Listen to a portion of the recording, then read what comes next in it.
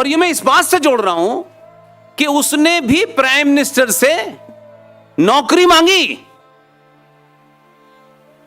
कुछ और नहीं मांगा उसने। वो पूरी 10 साल तक प्रधानमंत्री होने के बाद अपनी डिग्री और नौकरी ही बचाता रहा। इसलिए आज वाले को आप अच्छा लगे न लगे, इसके पास डिग्री ही नहीं है। इसलिए ये जो कॉम्प्लेक्स था आपका कि आप तिलक लगा लेंगे तो एहसान भाई नाराज हो जाएंगे, ये सुबह सुबह प्रधानमंत्री की शपथ लेने के बाद अमेरिका अंकल सैम क्या नहीं गया, ये नेपाल गया। क्योंकि प्रधानमंत्री है तो इसको नेपाल की यात्रा बनानी पड़ी, क्योंकि नेपाल जाने में उनसे तो नहीं मिलना था छोटे छोटों से। ये पशुपतिनाथ मंदिर में 5 घंटे की पूजा करने के बाद निकला और इतने तिलकों से लगा हुआ था। वो उसका ये एजेंडा नहीं था कि मोदी को कभी पूजा करने का मौका नहीं मिला। उसने हर सनातनी को मैसेज दिया कि मैं प्रधानमंत्री होकर के तिलक लगा सकता हूं, चोटी रख सकता हूं, पूजा 5 घंटे कर सकता हूं, तो तुम किस कॉम्प्लेक्स में मंदिर नहीं जाते। That was the message. यहां से निकला तो उत्तराखंड के अंदर केदारनाथ में फिर बैठ गया चद्दर लेके। ये मैसेज है भाई साहब।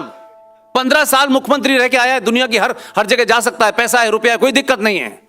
उस मैसेज को आप, पता नहीं, कुछ लोग कह रहे हैं नौटंकी है, हमारे लोग कह रहे हैं अरे नौटंकी कर लेते कम से कम पिछले 100 साल से, वो भी नहीं कर पाए। और इतनी उसने पूजा की। और आप सोच सकते हैं कि संविधान के पद पर शपथ लेने के बाद कोई आदमी भगवान मर्यादा पुरुषोत्तम राम की प्राण प्रतिष्ठा के अंदर जजमान भर के बैठे। ये आपको मैसेज है, मुझे मैसेज है।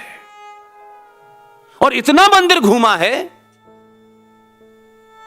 कि जो दूसरा है उसने कुर्ते के ऊपर ही जनेऊ पहन लिया है। और जब तक वो जनेऊ पहन के कुछ और करे वो तीसरी जगह चला जाता है।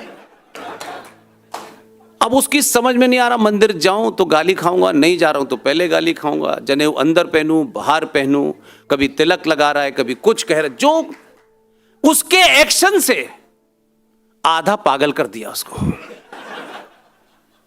अब उस पागलपन में वो अगर ये कहता है कि मैं आलू से सोना बनाऊंगा तो उसे माफी है। मैं ये पूरी बात आपको इसलिए नहीं सुना रहा, ये सब देखी होगी। मैं बार बार कह रहा हूं, आप अपने लोगों पे भरोसा कीजिए। सब कुछ बहुत परफेक्ट सिचुएशन है, ये नहीं है। ये दिल्ली बहुत समझदार लोगों की जगह है, बड़े पढ़े लिखे लोग हैं, विदेशों से लोग आते हैं, रोज मुलाकात करते हैं, बड़े से बड़ा अखबार पढ़ते हैं। लेकिन दिल्ली में ही लोग 2 किलो चावल और 1 महीने की बिजली पे बिक जाते हैं। बहुत बहुत धिक लोग हैं, बड़े सनाड लोग हैं। उनको इनको भी ध्यान रखना है। इसलिए बहुत सारी योजनाएं चला रहा है कि अगर तुम योजनाओं पे बिक रहे हो तो मैं भी योजनाएं चला देता हूं। लेकिन कुछ बदलाव के लिए सत्ता में रहना जरूरी है। लेकिन आप अब उससे कह रहे हैं हिंदू राष्ट्र बनाओ, लेकिन एक भी आदमी हिंदू बनने के लिए तैयार नहीं है। और रोज एक मतलब अपने घर में इतने काम नहीं जितने मोदी को रोज काम गिना देते हो आप। तो मेरा कहना यह है कि भाई बदलाव, मैं ये मानता हूं कि आप बदले ना तो 2014 पैदा हुआ और आपके बदलने का एहसास हुआ तो 2017 पैदा हो गया। क्योंकि कुरान मजीद ये कहीं फरमाता है, अब क्योंकि ये बचपन का पढ़ा हुआ है तो कंटेंट याद है, आप उससे बहुत ज्यादा पूछेंगे तो यहां एक्सपर्ट लोग हैं, अंबर जैदी हमारी बहन यहां मौजूद हैं। कुरान में एक जगह कहा गया है कि वो अल्लाह अपने बंदों से ये कह रहे हैं कि मैंने तुम्हें जमीन पे भेजा है, तुम्हारे लिए सब कुछ है, लेकिन मैंने तुम्हें इंस्ट्रक्शन दिए, कुछ हिदायत दी है, तुम्हें उसी का पालन करना है। और उसमें वो ये कहते हैं कि अगर तुम ये नहीं ऐसा करोगे तो मैं जमीन पर ऐसे लोग भेजूंगा जो तुम्हें सही रास्ते पे ले आएंगे। अब कुरान मजीद ने यह नहीं बताया था कि आधा आस्तीन वाला 2014 में भेजूंगा, ये नहीं बताया। इसने काफी योजनाएं चला के समझाने की कोशिश की, ये नहीं माने तो उन्होंने 2017 में यूपी में भेजा। उसकी कुछ सुनी कुछ नहीं सुनी तो 2019 में गुजरात से एक और भेजा। तो यह सिलसिला इसलिए नहीं है कि वोट की जीत है, यह सिलसिला इस बात को बताता है कि सनातनी हिंदू अपने लालच जातिवाद से ऊपर उठेंगे तो सत्ता पे ऐसे लोग ही बैठेंगे।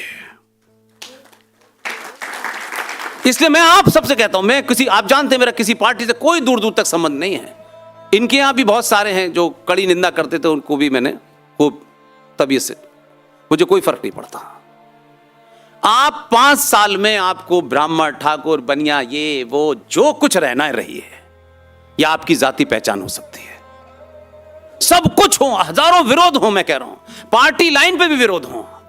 आपका पार्टी लाइन पे विरोध है, जिन्होंने पहला सिपारा दूसरा सिपारा पढ़ा है उनको मालूम है कि किसको जिताना है। आप इस पार्टी में चले गए तो पार्टी के नाम पे आपका सनातन चला गया, आपकी आइडेंटिटी बदल गई क्या? भगवान राम कुछ बदल जाएंगे अगर दूसरी पार्टी में चले जाएंगे? अगर आस्थाओं को बचाना है, सभ्यताओं को बचाना है, तो सरकार में फिर उन्हीं लोगों को चुनिए। और 700 साल के बाद आप चाहते हैं कि एकदम परफेक्ट सरकार आ जाए, सब कुछ हो जाए, रामराज नहीं होगा। पूरी दुनिया देख रही है आपको कि ये भारत में हो क्या रहा है। आप मैसेज देने का तरीका देखिए। G20 तो पहले हमने तो नॉन अलाइंड का सुना था अपने जमाने में, G20 हुआ। मैसेज कैसे देते हैं, दुनिया को कैसे बताते हैं कि हम कौन हैं, उसके लिए इंडिया गेट नहीं दिखाया उसने। इसलिए उसने इंडिया गेट के अलावा जो दुनिया की टॉप 20 ताकतें थी उनके राष्ट्राध्यक्षों को नालंदा के सामने खड़ा किया, यह बताने के लिए कि हम ये थे, तुम्हारी ऑक्सफोर्ड और फलानी यूनिवर्सिटी ये पैदा भी नहीं हुए थे तब हम दुनिया की सबसे बड़ी यूनिवर्सिटी थे जिसको जिहादियों ने चलाया। आप सिविलाइजेशन की वॉर में सिविलाइजेशन के सिंबल इस्तेमाल करेंगे ना। तो हम लोगों ने अपने दौर में, हम इस बात से खुश हैं, अगर कल भी चले गए तो दुख नहीं होगा कि हमने अपनी भूमिका किसी से कही नहीं। संगठन बनाना है, ये बनाना है, वो बनाना है। आज प्रवचन लोग कुछ भी दे दें, टीवी पे बैठ के कुछ भी बदल दें। इस देश के टेलीविजन में 20 साल काम किया मैंने, वो जो एक बहुत बड़ी बड़ी बातें करता है उसमें भी था। लेकिन आपने कभी वो ताकत नहीं दिखाई जिससे आपका नैरेटिव चले।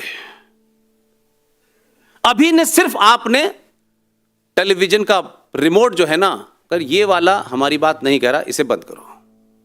और जब आप वाला वो बात नहीं कह रहा तो शाम को जो लाला का बिजनेस है, टेलीविजन इस पे नहीं चलता है कि बड़ी अच्छी स्टोरी चली, टेलीविजन इस पे चलता है कि विज्ञापन से आज कितना पैसा आया।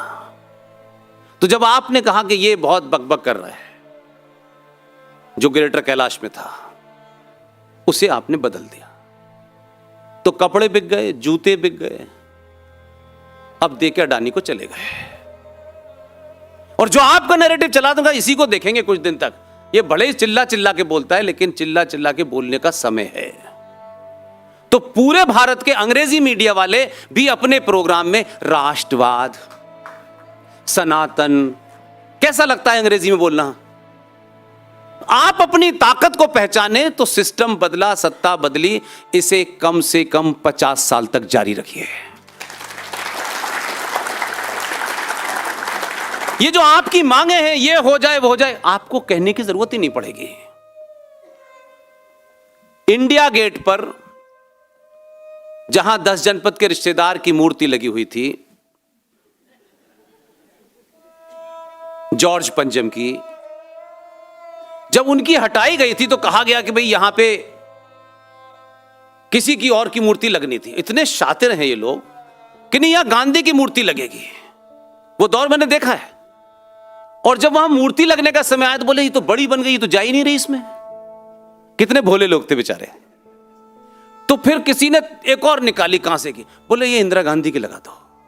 लेकिन भला हो उस जयप्रकाश नारायण का, भला उस राजनारायण का, लठ लेके खड़ा हो गया, नहीं लगने दूंगा। इंदिरा की मूर्ति नहीं लगी, गांधी की मूर्ति नहीं लगी।